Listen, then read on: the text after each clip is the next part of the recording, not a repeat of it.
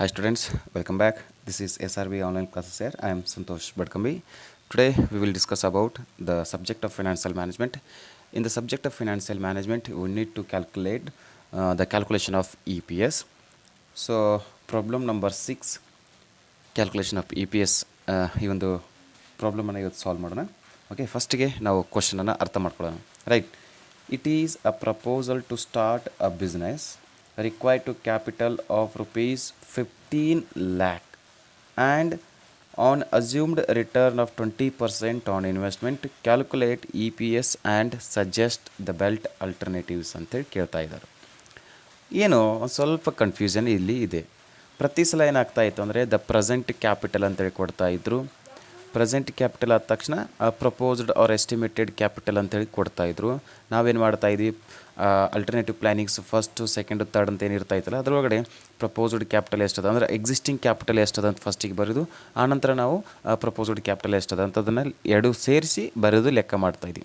ಆದರೆ ಇಲ್ಲಿ ಏನದ ಅಂತಂದರೆ ಇಟ್ ಈಸ್ ಟು ಪ್ರಪೋಸ್, ನೋಡಿ, it is a proposal to start a business required capital of 15 lakh rupees ಅಂತೇಳಿ ಕೊಡ್ತಾ ಇದ್ದಾರಲ್ಲ. ಹಾಗಾಗಿತ್ತಂದರೆ ಇದು ಪ್ರಪೋಸ್ಡ್ ಕ್ಯಾಪಿಟಲ್ ಸ್ಟ್ರಕ್ಚರ್ ಅಂತೇಳಿ ಕರಿತಾ ಇದ್ದೀವಿ. ಡೈರೆಕ್ಟಾಗಿ ಈ ಕ್ವಶನ್ ಒಳಗಡೆ ಪ್ರಪೋಸ್ಡ್ ಕ್ಯಾಪಿಟಲ್ ಸ್ಟ್ರಕ್ಚರೇ ಕೊಟ್ಟಿದ್ದಾರೆ, ಆದರೆ ಎಷ್ಟು ಆಲ್ರೆಡಿ ಮುಂಚಿತವಾಗಿ ಎಷ್ಟು ಕಂಪ್ನಿ ಒಳಗಡೆ ಎಕ್ಸಿಸ್ಟಿಂಗ್ ಕ್ಯಾಪಿಟಲ್ ಅದಂತೇಳಿ ಕೊಟ್ಟಿಲ್ಲ. ಹಾಗಾಗಿತ್ತು ಅಂದರೆ ನಾವೇನು ಮಾಡೋಣ ಅಂತಂದರೆ ನಮ್ಮ ಈ ಸೊಲ್ಯೂಷನ್ ಪೇಪರ್ಸ್ ಒಳಗಡೆ ಪ್ರಪೋಸ್ಡ್ ಕ್ಯಾಪಿಟಲ್ ಸ್ಟ್ರಕ್ಚರ್ ಎಷ್ಟು ಅಂತಂದರೆ 15 lakh rupees. ಕ್ಲಿಯರ್ ಆಯಿತಾ? ಎಸ್ಟಿಮೇಟೆಡು ನಮಗೆ ಪ್ರಪೋಸ್ಡ್ ಕ್ಯಾಪಿಟಲ್ ಎಷ್ಟದ ಅಂತೇಳಿ ಸಿಕ್ತು, ಆದರೆ ಎಕ್ಸಿಸ್ಟಿಂಗ್ ಕ್ಯಾಪಿಟಲ್ ಎಷ್ಟದ ಅಂತೇಳಿ ಕ್ವಶನ್ ಒಳಗಡೆ ಕೊಟ್ಟಿಲ್ಲ. ಇರಲಿ, ಯಾವ ರೀತಿಯಾಗಿರುತ್ತೆ ಆ ಪ್ರಕಾರ ಸಾಲ್ವ್ ಮಾಡೋಣ. ರೈಟಾ? So next, assumed rate of return 20% on investment. ಹಿಂಗಂದರೆ ಆಪರೇಟಿಂಗ್ ಪ್ರಾಫಿಟ್ ಆರ್ EBIT ಅಂತೇಳಿ ಕರಿತಾ ಇದ್ವಿ. EBIT ಅಂದರೆ ಏನು ಹೇಳ್ರಿ? Earnings before interest and tax ಅಂತೇಳಿ ಕರಿತಾ ಇದ್ವಿ. ಹೌದಾ? Earnings before interest and tax. So ನಮಗೆ ರಿಟರ್ನ್ ಆಗಿ ಸಿಗುವಂಥದ್ದು. ಹಂಗಂದ್ರೆ ಇಲ್ಲಿ ನೋಡಿ, assumed return of 20% on investment.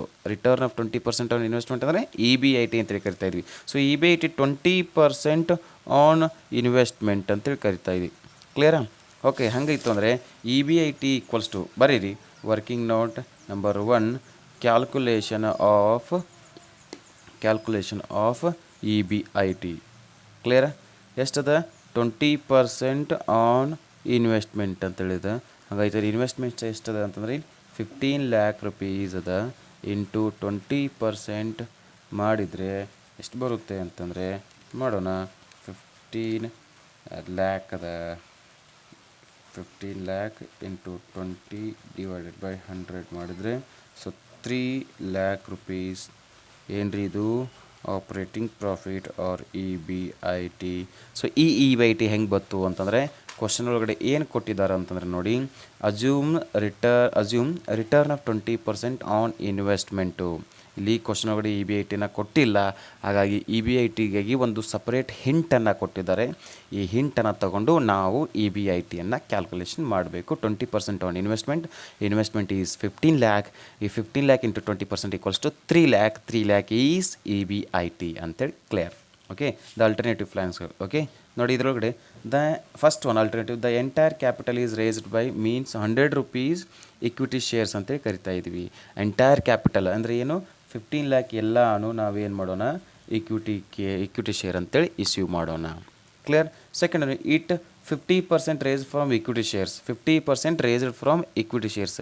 ಎಷ್ಟು ರೀ 50% ಅಂತಂದರೆ 15 lakh ಒಳಗಡೆ, ಹೌದಾ, 50% ಅಂದರೆ ಎಷ್ಟು ಬರುತ್ತೆ? 7.5 ಬರುತ್ತೆ. ಅಂದರೆ 7,50,000.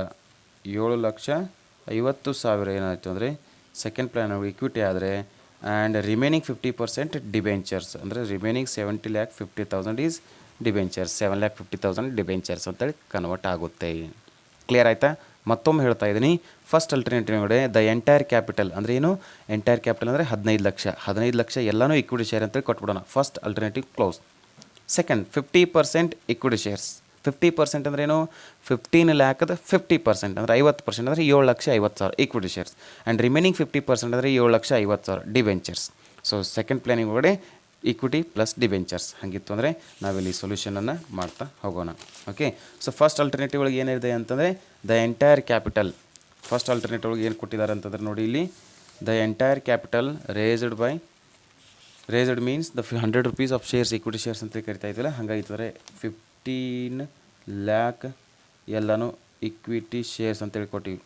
ದೆನ್ 15 lakh rupees ಆಯಿತು, ಬಟ್ ನಮಗೆ ನಂಬರ್ ಆಫ್ ಇಕ್ವಿಟಿ ಶೇರ್ ಬೇಕಲ್ಲ, ಹಾಗಾಗಿತ್ತು ಅಂದರೆ working note number 2 calculation of number of equity shares ಎಷ್ಟದ ಇಲ್ಲಿ 15 lakh rupees ಅದ divided by per share rate ಎಷ್ಟದ 100 ಅದ. ಸೊ ಹಂಗೈತೆ ಅಂದರೆ ಸೊ 15,300 ಏನು 15,000 number of equity shares. 15 lakh rupees ಅಂದ್ರೂ ಒಂದೇ, 15,000 ಇಕ್ವಿಟಿ ಶೇರ್ಸ್ ಅಂದ್ರೂ ಒಂದೇ, ಹೌದಾ. ಸೊ ಹಾಗಾಗಿತ್ತಾರೆ 15,000 ಇಕ್ವಿಟಿ ಶೇರ್ಸ್. ನೀವು ಯಾವ್ದು ಬರೆದ್ರೂ ಓಕೆ, ಕ್ಲಿಯರ್ ಆಯಿತಾ, ರೈಟ್. ದೆನ್ ಸೆಕೆಂಡ್ ಒಳಗಡೆ 50% ಇಕ್ವಿಟಿ ಶೇರ್ಸ್ ಅಂದರೆ 50% ಅಂದರೆ ಎಷ್ಟು ಹೇಳ್ದೆ ನಾನು 15 ಲಕ್ಷ 50% ಅಂದರೆ 7,50,000 rupees ಆಯಿತು. ಸೊ 7,15,000 rupees ನೋಡಿ ನಂಬರ್ ಆಫ್ ಶೇರ್ಸ್ ಮಾಡ್ಕೊಂಡು 7,50,000 rupees ಅದ ಡಿವೈಡೆಡ್ ಬೈ 100, ಒಂದು ಶೇರ್ ರೇಟು 100 rupees ಅದ ಎಷ್ಟಾಯಿತು 7,500 ನಂಬರ್ ಆಫ್ ಇಕ್ವಿಟಿ ಶೇರ್ಸ್. ಕ್ಲಿಯರಾ? ಹಂಗಿತ್ತಂದರೆ ಬರೀರಿ 7,500 equity shares and 7,50,000 debentures, 10% debentures. Clear? First alternative ಒಳಗಡೆ 15,000 equity shares, second ಒಳಗಡೆ 7,500 equity shares plus 7,50,000 debentures. So ಇದು alternative planning first and second ಅಂಥೇಳಿ ಕರಿತಾ ಇದ್ದೀವಿ. ಓಕೆ ಸ್ಟೂಡೆಂಟ್ಸ್, ಇವಾಗ ಪರ್ಟಿಕ್ಯುಲರ್ಸು ಮತ್ತು planning 1, planning 2, alternative planning 1, 1, 2 clear ಆಯಿತಾ. ಸೊ ನೆಕ್ಸ್ಟು ಲೆಕ್ಕವನ್ನು ಬಿಡಿಸೋಣ. ಓಕೆ, ಸೊ ಫಸ್ಟಿಗೆ ಆಪರೇಟಿಂಗ್ ಪ್ರಾಫಿಟ್. ಫಸ್ಟ್ ಒನ್ ಏನು ಬರ್ತಾ ಇದೆ ಅಂತಂದರೆ ಆಪರೇಟಿಂಗ್ ಪ್ರಾಫಿಟ್, EBIT ಅಂತೇಳಿ ಕರಿತಾ ಇದ್ದೀವಿ. ಸೊ EBITನ ನಾವಿಲ್ಲಿ ಕ್ಯಾಲ್ಕುಲೇಷನ್ ಮಾಡಿದ್ದೀವಿ. ಏನು ಅಂತಂದರೆ ಕ್ವಶನ್ ಒಳಗಡೆ ಏನಿದೆ assumed return of 20% on investment ಅಂತೇಳಿ ಇತ್ತು. ಹಾಗಂತಂದರೆ ಆ 20% 15 lakh 20% ಮಾಡ್ಕೊಂಡಾಗ 3 lakh rupees ಬಂದಿರುತ್ತೆ. ಸೊ 3 lakh ನಾವು EBIT ಅಂತೇಳಿ ಕನ್ಸಿಡರ್ ಮಾಡಿ 3 lakh rupees ಬೋತ್ ಸೈಡ್ಗೆ ಬರೆಯೋಣ, ಹೌದಾ. So next less interest on debentures. Clear? Debentures ಎಲ್ಲೆಲ್ಲಿ ಇರುತ್ತೋ ಅಲ್ಲಿ ಇಂಟ್ರೆಸ್ಟನ್ನು ಕೊಡೋಣ, ಹೌದಾ. ಹಾಗಿತ್ತು ಅಂದರೆ ಫಸ್ಟ್ ಆಲ್ಟರ್ನೇಟಿವ್ ಒಳಗಡೆ ಡಿಬೆಂಚರ್ಸ್ ಇದೆನಾ? ಫಸ್ಟ್ ಆಲ್ಟರ್ನೇಟಿವ್ ಪ್ಲ್ಯಾನಿಂಗ್ಸ್ ಒಳಗಡೆ ಡಿಬೆಂಚರ್ಸ್ ಇದೆನಾ? ಡಿಬೆಂಚರ್ಸ್ ಇಲ್ಲ, ನಾವು ಕೊಡ್ಲಿಕ್ಕೆ ಬರೋಲ್ಲ. ಸೆಕೆಂಡ್ ಆಲ್ಟರ್ನೇಟಿವ್ ಒಳಗೆ ಇಕ್ವಿಟಿ ಪ್ಲಸ್ ಡಿಬೆಂಚರ್ಸ್ ಅದ, ಡಿಬೆಂಚರ್ಸ್ ಅದ ಅಂದಾಗ ನಾವಿಲ್ಲಿ ಇಂಟ್ರೆಸ್ಟ್ ಕೊಡೋಣ, ಹೌದಾ. ಹಾಗಿತ್ತು ಅಂದರೆ working note number 4 calculation on interest on debentures, ಹೌದಾ. ಡಿಬೆಂಚರ್ಸ್ ಎಷ್ಟದ ರೀ 7,50,000 rupees ಅದ ಡಿವೈಡೆಡ್ ಬೈ ಎಷ್ಟು ಪರ್ಸೆಂಟ್ ಅದ ಅದು ಇಂಟು 10 ಡಿವೈಡೆಡ್ ಬೈ 100. ಸೊ 7,50,000ಗೆ 10%ಅನ್ನು ನಾವು ಲೆಕ್ಕ ಹಾಕಬೇಕಾಗುತ್ತೆ. ಕ್ಲಿಯರಾ? ಅಂದರೆ 7,50,000 ಅಂದರೆ 75,000 ಇಂಟ್ರೆಸ್ಟ್ ಆನ್ ಡಿಬೆಂಚರ್ಸ್. ಕ್ಲಿಯರ್ ಆಯಿತಾ? 75,000 ಹೆಂಗೆ ಬಂತು ಅಂದರೆ 7,50,000 ಡಿಬೆಂಚರ್ಸ್ ಅದ, ಅದ್ರ ಮೇಲೆ 10% ಡಿಬೆಂಚರ್ಸ್ ಇರೋದ್ರಿಂದ ಇಂಟು 10%ಅನ್ನು ನಾವು ಮಾಡಿದಾಗ 75,000 rupees ಬರುತ್ತೆ. ಸೊ 75,000 ಇಂಟ್ರೆಸ್ಟ್ ಆನ್ ಡಿಬೆಂಚರ್ಸನ್ನು ಲೆಸ್ ಮಾಡೋಣ. So 3 lakh rupees as it is ಬಂದರೆ 2,25,000 rupees ಬರುತ್ತೆ. ಸೊ ಏನು ರೀ ಇದು ಪ್ರಾಫಿಟ್ ಬಿಫೋರ್ ಟ್ಯಾಕ್ಸ್ ಬರೆಯೋಣ. Profit before tax. So remaining amount PBT ಅಂತೇಳಿ ಕನ್ಸಿಡರ್ ಆದರೆ ನೆಕ್ಸ್ಟ್ ಬರ್ತಾ ಇರೋದು ಲೆಸ್ ಟ್ಯಾಕ್ಸ್. ಎಷ್ಟು ಪರ್ಸೆಂಟೇಜ್ ಇದೆ ನೋಡಿ ಕ್ವಶನ್ ಒಳಗಡೆ. ಟ್ಯಾಕ್ಸ್ ರೇಟ್ ಈಸ್ 50%, 50% ಅದ. ಸೊ ಟ್ಯಾಕ್ಸ್ 50%, ಹೌದಾ. ಇದೇನು PBT ಅಂತ ಇರ್ತಲ್ಲ ಇದ್ರದ್ದು 50%. ಸೊ 3 lakh 50% ಅಂದರೆ 1,50,000. ಕ್ಲಿಯರಾ?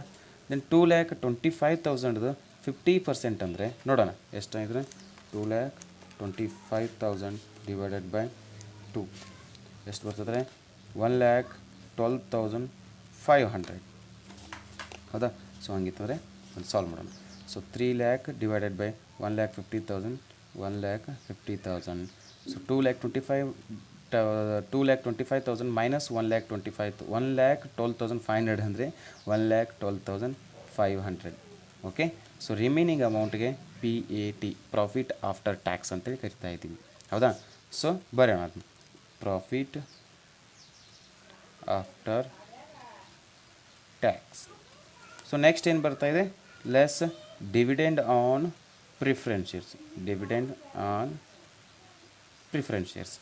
ಸೊ ಎಲ್ಲೆಲ್ಲಿ ಪ್ರಿಫರೆನ್ಸ್ ಶೇರ್ಸ್ ಅದ ನಾವಲ್ಲಿ ಡಿವಿಡೆಂಡ್ ಕೊಡಬೇಕು. ಫಸ್ಟ್ ಒಳಗಡೆ ಇಕ್ವಿಟಿ ಅಷ್ಟೇ ಅದ, ಡಿವಿಡೆಂಡ್ ಕೊಡ್ಲಿಕ್ಕೆ ಬರೋಲ್ಲ. ಸೆಕೆಂಡ್ ಒಳಗೆ ಇಕ್ವಿಟಿ ಪ್ಲಸ್ ಡಿಬೆಂಚರ್ಸ್ ಅದ, ಇಲ್ಲಿ ಪ್ರಿಫರೆನ್ಸ್ ಶೇರ್ಸ್ ಅಲ್ಲ, ಡಿವಿಡೆಂಡ್ ಕೊಡಲಿಕ್ಕೆ ಬರೋಂಗಿಲ್ಲ. ಸೊ 1,50,000. So 1,12,500 rupees. ಏನ್ರಿ ಇದು amount available for equity share holders ಅಂತೇಳಿ ಕರಿತಾ ಇದ್ದೀವಿ. ಕ್ಲಿಯರ್ ಆಯಿತಾ? ಸೊ ಇದನ್ನು ಕ್ಲೋಸ್ ಮಾಡೋಣ. ನೆಕ್ಸ್ಟ್ ನಮಗೆ ಬೇಕಾಗಿರೋದು ನಂಬರ್ ಆಫ್ ಇಕ್ವಿಟಿ ಶೇರ್ಸ್. ಎಷ್ಟೆಷ್ಟು ಇಕ್ವಿಟಿ ಶೇರ್ಸ್ಗಳಿದಾವೆ ಇಲ್ಲಿ ನೋಡಿ ಬರೆದಿದ್ದೀವಿ ನಾವು. ಅಲ್ಟರ್ನೇಟಿವ್ ಪ್ಲಾನಿಂಗ್ ಫಸ್ಟ್ ಒಳಗಡೆ 15,000 15,000 ಇಕ್ವಿಟಿ ಶೇರ್ಸ್ ಇದಾವೆ. ಸೆಕೆಂಡ್ ಒಳಗಡೆ 7,500 ಪ್ಲಸ್ ಡಿಬೆಂಚರ್ಸ್ ಅದ. ನಮಗೆ ಬೇಕಾಗಿರೋದು only number of equity shares. ಸಿಕ್ತಲ್ಲ?